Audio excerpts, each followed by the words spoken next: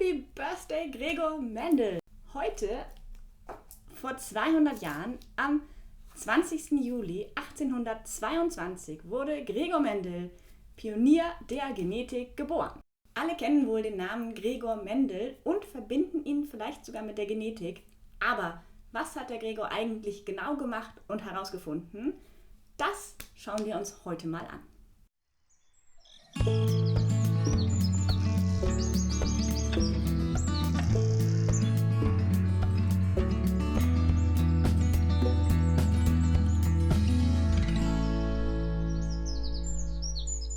Hallo und willkommen im molekularen Garten, wo wir uns anschauen, wie Pflanzen so genau funktionieren.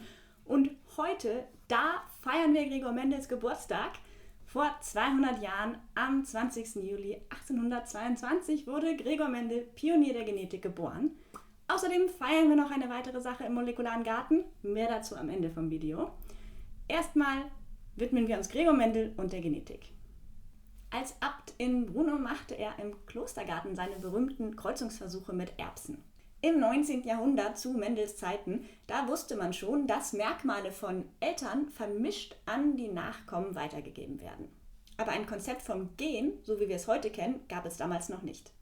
Das war also die Ausgangslage für Gregor Mendel. Er wusste, dass Merkmale vermischt an die Nachkommen weitergegeben werden und er wollte die Prinzipien hinter dieser Vererbung genau verstehen. Er war sicherlich nicht die einzige Person, die sich zu der Zeit dafür interessiert hat. Aber dass wir uns heute noch an Mendel erinnern, liegt an seiner innovativen Nutzung von Statistik, um die Prinzipien der Vererbung zu verstehen. Denn Mendel beobachtete nicht einfach die Natur und schrieb auf, was er sah. Er führte hunderte sorgsam geplante Kreuzungsversuche durch und sammelte viele Daten. Mit Hilfe von statistischen Analysen konnte er dann die Richtigkeit seiner Ideen untermauern. Und das war zur damaligen Zeit etwas Neues. So, schauen wir uns Mendels Erbsenversuche mal an.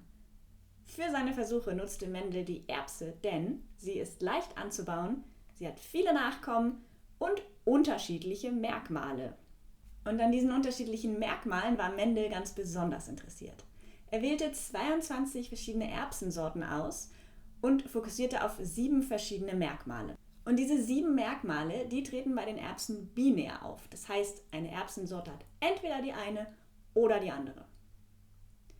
Diese Merkmale waren erstens die Blütenfarbe, weiß oder violett, die Samenfarbe, grün oder gelb, die Samenform, schrumpelig oder glatt, die Schotenform, voll oder verengt, die Schotenfarbe, gelb oder grün, Platzierung der Blüte am Stängel, sitzt sie eher mittig oder oben am Stängel. Und als letztes noch die Wuchsform. Waren die Erbsenpflanzen kurz oder lang? Die 22 ausgewählten Sorten hatten verschiedene Kombinationen dieser Merkmale. Und die Sorten waren reinerbig. Das ist ein wichtiger Punkt und darum müssen wir den Begriff hier nochmal kurz erläutern. Reinerbig, in der Fachsprache auch homozygot, bedeutet, dass die Merkmale der Elternpflanzen stabil an die Nachkommen weitervererbt werden und es keine Aufspaltung mehr gibt. Eine reinerbige hohe Sorte mit lila Blüten und grünen runden Samen produziert Nachkommen, die auch hoch sind, lila blühen und grüne runde Samen bilden. Eine reinerbige Sorte mit den gegengesetzten Merkmalen wäre kurz, weiß blühen und mit gelben schrumpeligen Samen zum Beispiel. Mendels 22 reinerbige Sorten hatten verschiedene Kombinationen von diesen 7 Merkmalen. Und diese Sorten hat er dann paarweise miteinander gekreuzt. Er hat Pollen von der einen Sorte genommen und damit Blüten der anderen Sorte bestäubt. Dann hat er die daraus entstandenen Nachkommen wachsen lassen und ihre Merkmale genau notiert. Die Nachkommen hat er selbst bestäuben lassen oder miteinander gekreuzt und dann in der nächsten Generation wieder die Merkmale sorgsam notiert. Nach 8 Jahren, 355 Kreuzungen und 28.000 Pflanzen konnte Gregor Mendel dann seine 3 Regeln für die Vererbung formulieren. Was diese Regeln sind und wie er darauf kam, das schauen wir uns jetzt mal an. Weil es viel zu kompliziert ist, wenn wir uns alle 7 Merkmale anschauen, nehmen wir mal als Beispiel, nämlich die Samenfarbe. Die ist entweder grün oder gelb. Kreuzt man eine reinerbige grüne Sorte mit einer gelben, dann produzieren alle Nachkommen gelbe Erbsen. Immer. Und hieraus ergibt sich die erste Mendelsche Regel, die Universitätsregel. Kreuzt man zwei reinerbige Eltern, die sich in einem Merkmal unterscheiden, sind alle Nachkommen gleich. Diese Nachkommen, die aus einer Kreuzung von zwei reinerbigen Sorten entsteht, nennt man übrigens F1-Hybride. Wenn man diese sich selbst bestäuben lässt, dann bekommt man in der nachfolgenden F2-Generation gelbe und grüne Erbsen. Das Merkmal, was in der F1-Generation verschwunden war, taucht in der F2-Generation wieder auf. Und zwar immer im Verhältnis 3:1. Und das brachte Mendel zu seiner zweiten Regel, der Spaltungsregel. In der F2-Generation treten die Merkmale der Elterngeneration wieder auf und es gibt eine Spaltung mit einem festen Zahlenverhältnis. Aus diesen Beobachtungen schloss Mendel, dass es materielle Elemente geben muss, die als Erbfaktor von Eltern auf die Kinder vererbt werden. Und dass diese Elemente entweder dominant oder rezessiv sein können. Und was das genau bedeutet, das schauen wir uns am Beispiel von den gelben und grünen Erbsen nochmal an. Gelbe Erbsen haben einen Faktor für gelb, nennen wir großes A, und die grünen haben einen für grün, nennen wir kleines a. Mendel erkannte, dass es zwei Einheiten für den Erbfaktor in den Erbsen gibt. Und bei den reinerbigen Eltern sind beide diese Faktoren gleich. Also zweimal großes A für gelb, zweimal kleines a für grün. Kreuzt man jetzt die beiden Sorten, dann gibt jede Elternpflanze jeweils einen von diesen Faktoren an die Nachkommen weiter. Unsere F1-Erbsen haben also je einen Faktor für gelb, ein großes A, und einen für grün, ein kleines a. Aber wieso sind jetzt alle gelb? Das kommt, weil der gelbe Faktor dominant ist. Er übertönt den grünen Erbfaktor. Dominant ist die Variante, die die Merkmale in der F1-Generation bestimmt. Und rezessiv ist die Variante, die quasi versteckt bleibt. Man sieht sie nicht, aber die Erbanlage für grüne Erbsen ist in den gelben F1-Erbsen enthalten. Bei der Selbstbestäubung oder Kreuzung von F1-Hybriden gibt es jetzt verschiedene Möglichkeiten, wie die Faktoren neu gemischt werden. Je eine Kopie von jedem Elternteil wird an die Nachkommen weitergegeben.